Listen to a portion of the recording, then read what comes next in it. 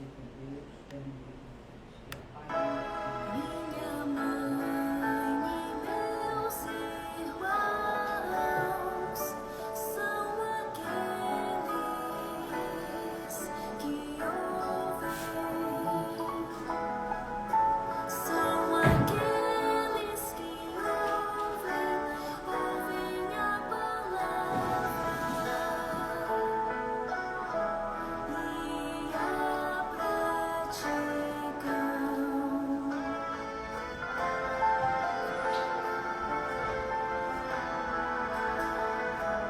Minha mãe e meus irmãos são aqueles que ouvem, são aqueles que ouvem a palavra e a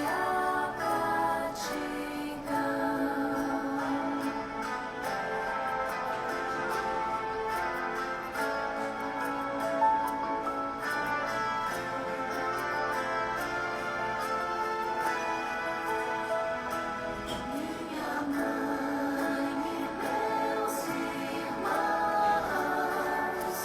são aqueles que ouvem,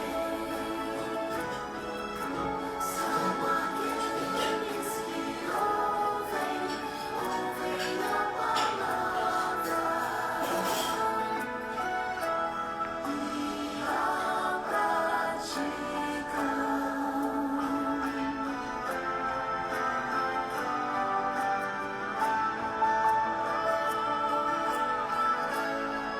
Então, um bom dia para todo mundo. Mais uma vez, nos encontramos para meditar a palavra de Deus e iniciamos com a nossa oração. Em nome do Pai, do Filho e do Espírito Santo. Amém.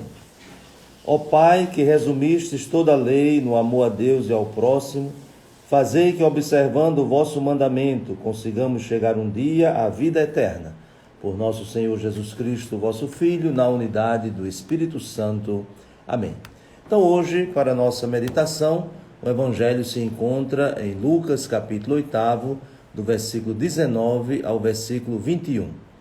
Um pequeno trecho que serve também de uma passagem nesse percurso que Jesus está fazendo, anunciando o Evangelho.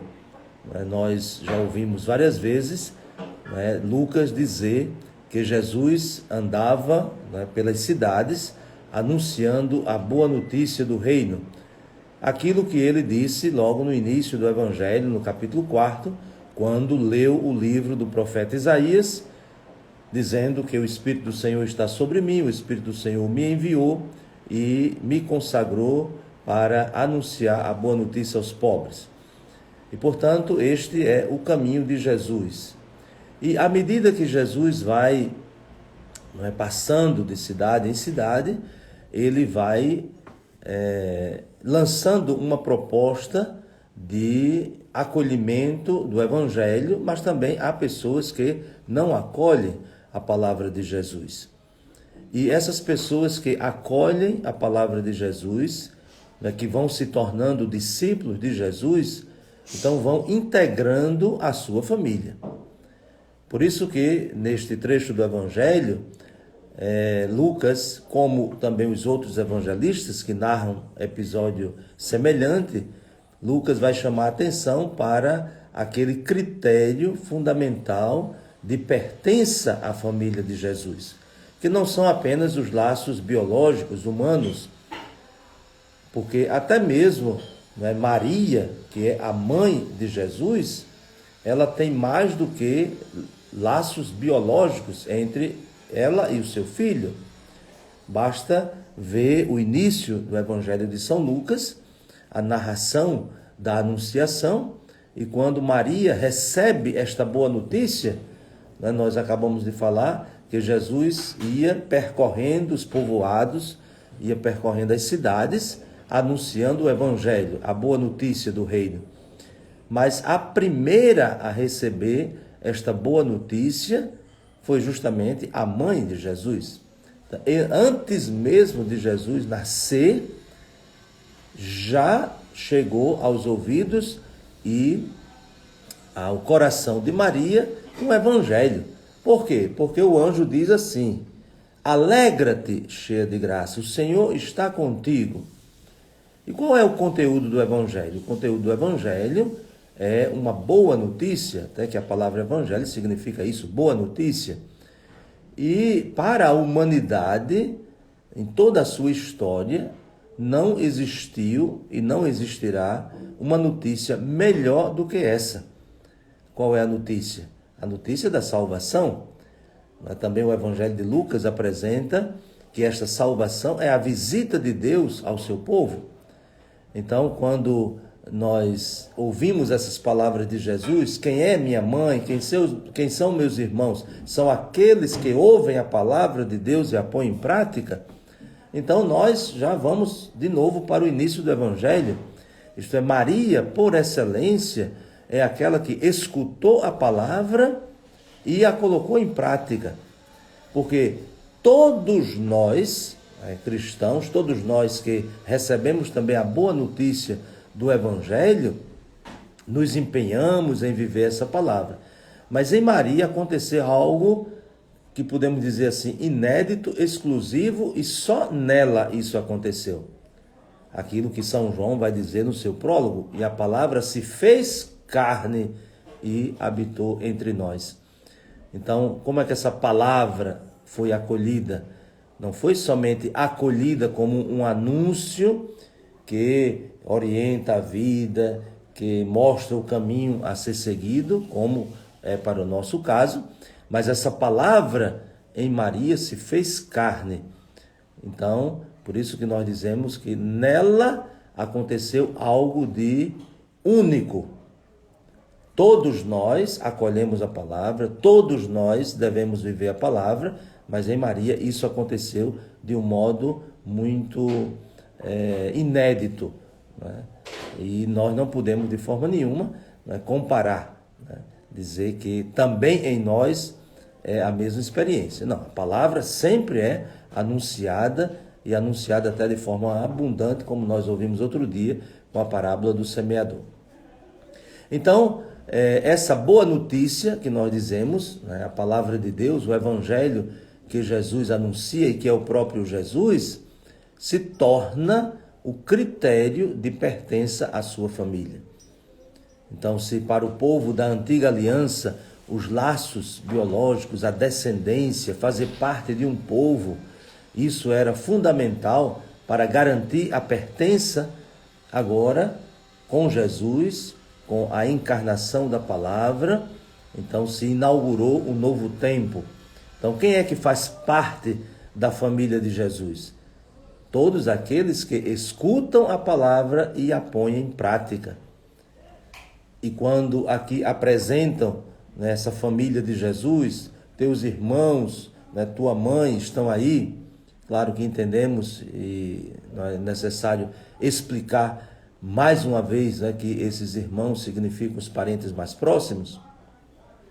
Então, quando os evangelistas falam dessa família humana de Jesus, prepara, né, esse passo importante, que é essa família unida por este critério. Qual é o critério?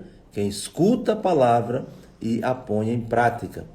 É muito interessante que Jesus também faz uma comparação, né, de quem escuta a palavra e a põe em prática com um homem que constrói a casa sobre a rocha. Aí vem o vento, vem as chuvas, dão contra aquela casa e a casa não desaba, porque ela está bem segura, bem fundamentada. Então vejam que a casa, que muitas vezes é também utilizada para a família. Então, quem é que construiu esta casa, né, para que a família de Jesus habitasse? O próprio Deus.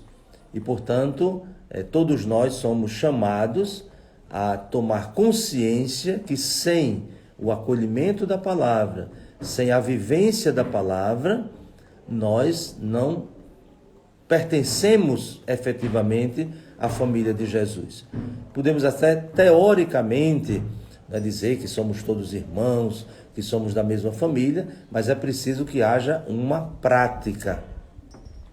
E esta prática da palavra de Deus inicia com essa escuta obediente, e aí de novo a gente volta para aquilo que no início do Evangelho se diz.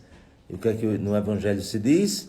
Maria, quando diante da palavra do anjo, ela vai dizer: faça-se em mim segundo a tua palavra. Né? Então, de novo, né, aquilo que é próprio de Maria, que nenhuma outra criatura, né, recebeu este privilégio, mas nem por isso, né, deixamos de fazer parte da família de Jesus, é que nós somos chamados a realizar esta palavra, a viver esta palavra, enquanto que em Maria é a palavra que se fez carne.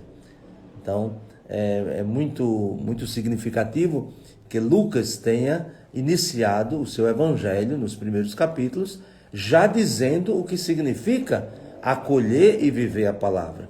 Vejam que essa palavra de Jesus se encontra um pouco mais na frente, mas já no início nós temos o exemplo concreto. Como se vive essa palavra? Como se escuta esta palavra?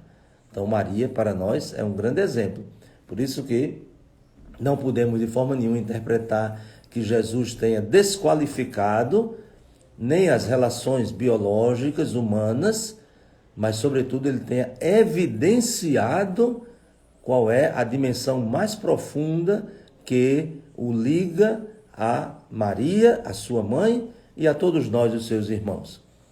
Então, que nós tenhamos essa consciência, tenhamos essa convicção de que somos da família de Jesus. O batismo nos inseriu nesta casa, na casa de Jesus. O batismo nos concedeu esta graça de sermos seus irmãos. Então, para nós, recebendo esta graça, agora precisamos nutrir esta graça e também nos nutrir desta graça, que é acolhendo a palavra, ouvindo com atenção a palavra, obedientes à palavra e praticantes da palavra. Então, que pela intercessão de Maria, mãe de Jesus e a nossa mãe, sejamos sempre acolhedores dessa palavra e comprometidos com ela. Então, que desça sobre vós a bênção de Deus Todo-Poderoso, Pai, Filho e Espírito Santo. Amém. Desejo um bom dia para todos e até amanhã, se Deus quiser.